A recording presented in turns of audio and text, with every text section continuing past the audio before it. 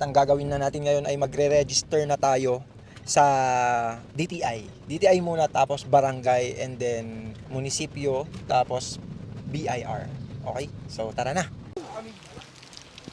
Nandito tayo ngayon sa Negosyo Center DTI at ngayon pupunta tayo sa loob para tanungin natin kung ano yung tungkol sa DTI and kung ano pa yung mga programs ng DTI. So tara, pasok tayo.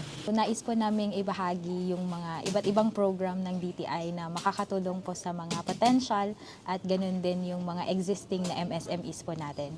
And of course, may trainings and capacity building tayo for the MSMEs. Mahaba yan guys, kung gusto nyong panoorin yung full details niyan ay pwede kayong pumunta sa aking YouTube channel. Bago kayo pumunta sa DTI, dapat meron kayong Gmail account. Yung Gmail account, mas better na yung Gmail ng business nyo. Isa pa, dapat meron rin kayong contact number. Mas better ulit pag yung contact number ay yung business nyo. And lastly, pag mag-open kayo ng bank account, dapat yung kung sino yung nakapangalan sa bank account, yun yung magre-register. Bakit? Kasi in the future, kakailanganin natin yun for loan. Ang gusto nila, pag maglo-loan ka, nakapangalan sa'yo yung bangko. So, yun lang guys, yun yung mga additional. So, tara, susunod nating pupuntahan kung ano yung susunod. Tara, let's go!